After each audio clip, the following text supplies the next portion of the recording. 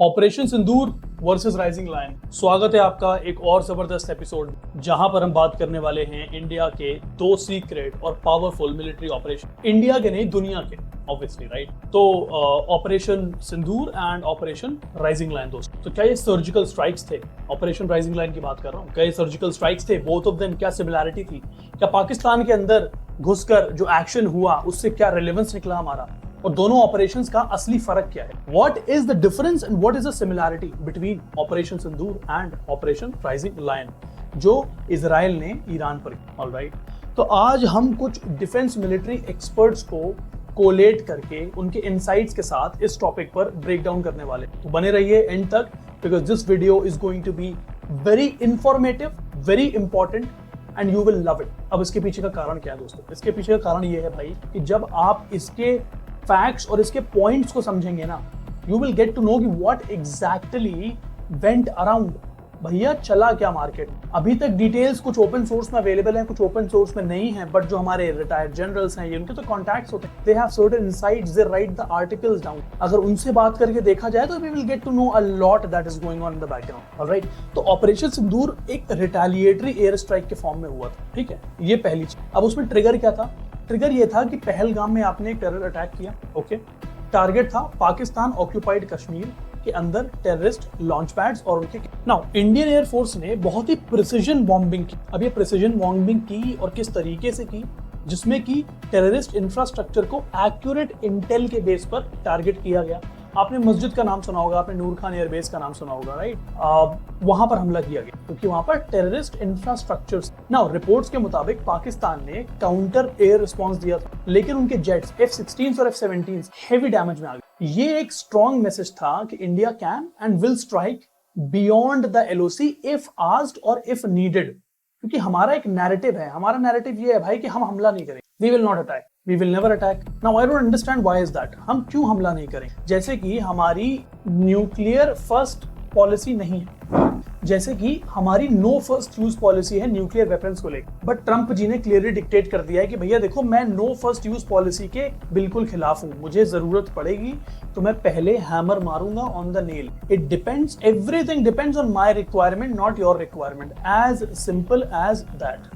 मोटा मोटा बात। अब मतलब ये जो ऑपरेशन राइजिंग लायन है, देखिए सिंदूर के बारे में तो मैंने इसलिए कम बताया because everyone knows about operation Sindoor. हर किसी को पता है कि ऑपरेशन सिंदूर क्या था, किस तरीके से हुआ, पूरे देश को पता है। बट ऑपरेशन राइजिंग लायन के बारे में एग्जैक्ट इन्फो मार्केट में अवेलेबल है नहीं। मेन स्ट्रीम मीडिया अलग चीज बता रही है और जो यूट्यूबर्स हैं, जो इन्वेस्टिगेटिव यूट्यूबर्स हैं, वो अलग बता रहे हैं, ओशियन एनालिसिस वाले अलग बता रहे हैं, वॉशिंगटन पोस्ट का अलग नैरेटिव है, न्यूयॉर्क टाइम्स का अलग है, CNN, फॉक्स न्यूज, इन सब का चलता रहता है। यू नेवर नो, अल जजीरा इनका अलग है, BBC अपना अलग ज्ञान समझाने में लगा हुआ है। So if I tell you the consolidated one, I will only share you the facts, I will not share any narrative. आप डिसाइड करिएगा कि ऑपरेशन राइजिंग लायन में किस कंट्री को ज्यादा डैमेज हुआ और किस। भाई इसका जिक्र बहुत कम हुआ है ऑपरेशन राइजिंग लायन, लेकिन इंपॉर्टेंस बहुत ज्यादा है, ठीक है। ये बेसिकली एक कोवर्ट ऑपरेशन था विच वाज एक्सट्रीमली इंटेलिजेंस। ये ऑपरेशन मेनली फोकस था on the cross border infiltration और उसको डिसरप्ट कर। तो क्रॉस बॉर्डर जब आप जाते हैं किसी भी कंट्री में और उनके जो कोर कमांडर्स और उनके जो सिग्निफिकेंट लोग होते हैं, significant stakeholders in what ever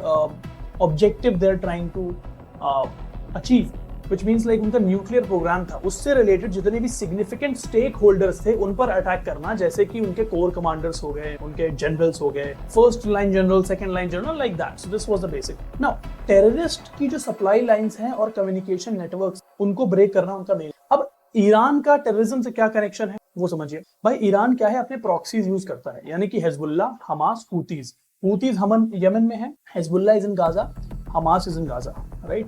तो इनका यूज करके वो इजराइल पे हमला करवाता है and he try to create disruption because वो उनको डायरेक्ट फंडिंग प्रोवाइड करता है। इट इज जस्ट लाइक भाई पाकिस्तान में से फंडिंग प्रोवाइड करता है ना, their military supplies and everything, training ब्रेनिंग सारा, उसी तरीके से हिजबुल्लाह, हमास और हूती का यूज करता है। तो उनकी जो सप्लाई लाइंस हैं और उनके कम्युनिकेशन नेटवर्क है, उनको ब्रेक करना सबसे ज्यादा, ठीक है।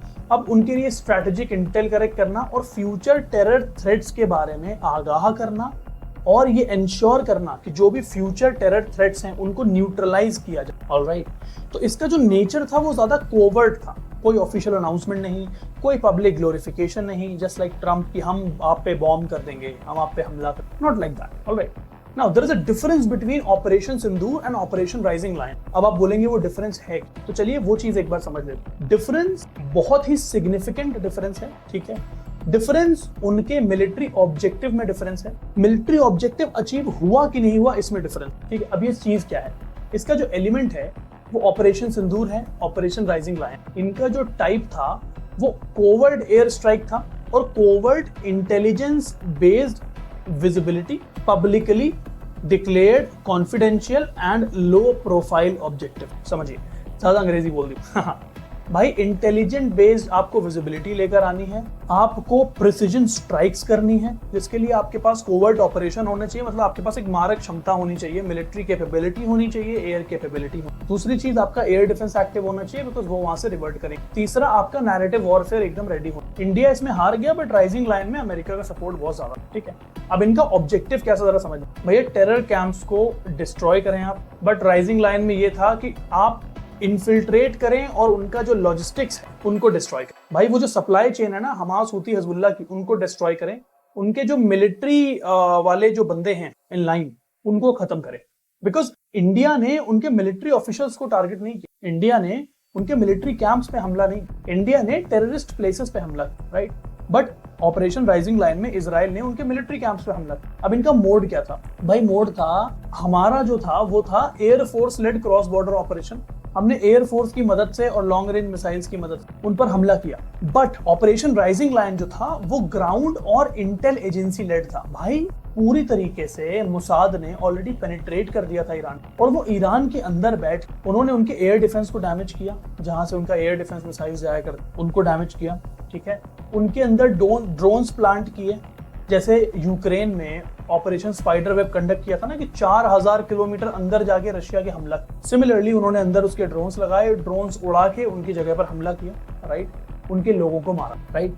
ना सिंदूर जो है वो एक ऑफेंसिव रिस्पॉन्स था, बट राइजिंग लाइन एक प्रिवेंटिव प्रीएम्प्टिव एक्शन था, बिकॉज इजराइल ने बोला कि ये ईरान जो है हमारे लिए एक एग्जिस्टेंशियल क्राइसिस है। अब एग्जिस्टेंशियल क्राइसिस वर्ड का मतलब समझ, एग्जिस्टेंशियल क्राइसिस का मतलब है कि हमारी जान पर बना, अगर हम ये नहीं स्टेप लेंगे तो हमारी जान पर बनाइए और हम मर जाएं। तो this is what existential crisis. तो इजराइल ने ये क्लेम करते हुए एग्जिस्टेंशियल क्राइसिस का यूज करते हुए उन्होंने ईरान पर हमला। अब सिमिलैरिटीज की बात, भाई सिमिलैरिटीज ये हैं कि दोनों ऑपरेशंस का जो ऑब्जेक्टिव था वो क्लियर था, ठीक है। पाकिस्तान बेस्ड टेरर इंफ्रास्ट्रक्चर को उनको न्यूट्रलाइज करना है, एक सिनर्जी थी। राइजिंग लाइन का इंटेलिजेंस ही ऑपरेशन सिंदूर के प्लानिंग में काम आया, पहली चीज। Alright, now military plus intelligence का कोऑर्डिनेशन इंडिया को एक मल्टी डोमेन वॉरफेयर में हेल्प किया। सिमिलरली राइजिंग लाइन में भी ये चीज। ऑलराइट, अब जो भविष्य में वॉर होने वाले हैं, वो जो वॉर हैं वो इंटेल और प्रिसिजन के साथ जीते जाएंगे, not just firepower. Firepower will not come into the picture. All the wars will be won by intel and precision. So you have to follow. Now, what are the strategic lessons that we could learn from both the operations? All right. सबसे पहले human operations को ना हमें हमें क्या है actually operations को ना फ्लैशी बनाने की जरूरत, इफेक्टिवनेस पे फोकस। अब जैसे अमेरिका ने B2 बॉम्बर्स का यूज करके बंकर B2 प्लेन का यूज करके बंकर बस्टर बॉम्ब्स डाले, 12 बॉम्ब्स, बहुत ही प्रिसिजन स्ट्राइक्स थी, बस 450 किलो एनरिच्ड यूरेनियम अभी भी गायब है, मतलब इंटेलिजेंस की कमी थी।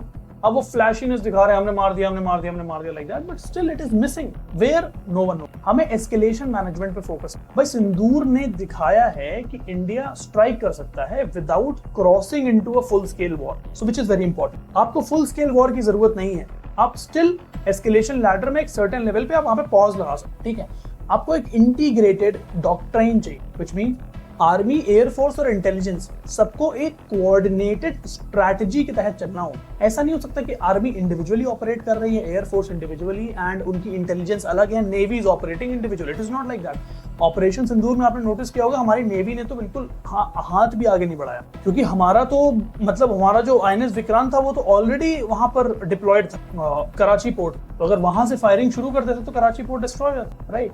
नाउ वर्बल वार्निंग्स का जो है ना वो जमाना चला गया है। आज की दुनिया में ना एक्चुअल ऑप्स से डिटरेंस क्रिएट होता है, इससे लोगों में डर आता है and it defines your action and it defines your strategy. Alright, तो दोस्तों ऑपरेशन सिंदूर और राइजिंग लायन दोनों इंडिया के स्ट्रैटेजिक माइंडसेट को रीडिफाइन करते हैं। सिंदूर ने मतलब इंडिया और इजराइल के स्ट्रैटेजिक माइंडसेट को रीडिफाइन करते हैं। भाई सिंदूर ने it showed strength, rising lion showed intelligence. Alright, दोनों मिलकर एक पावरफुल मैसेज भेजते हैं कि इंडिया अब सिर्फ रिएक्ट नहीं करेगा, प्रोएक्टिवली एक्ट करेगा through operation Sindoor and which is already going on. And rising lion तो आपको पता ही है, इजराइल तो हमेशा इस तरीके से एक्ट करता है। Now this is a new doctrine, alright, which is surgical, covert and calibrated. अब जब तक टेरर का साया पाकिस्तान से उठेगा नहीं, ऐसे ऑपरेशंस आगे भी होते रहेंगे। अब आपको क्या लगता है कि ऐसे ही हाइब्रिड स्ट्रेटजीज इंडिया का फ्यूचर डिफेंस मॉडल बनाएंगी, या आपको लगता है कि हमें एक्सटर्नल सपोर्ट की रिक्वायरमेंट पड़ सकती है? कमेंट बॉक्स में जरूर बताइएगा अपना। लाइक करें, शेयर करें एंड द आवारा टॉक्स को सब्सक्राइब करना मत भूलें। Thank you very much. Till then, जय हिंद।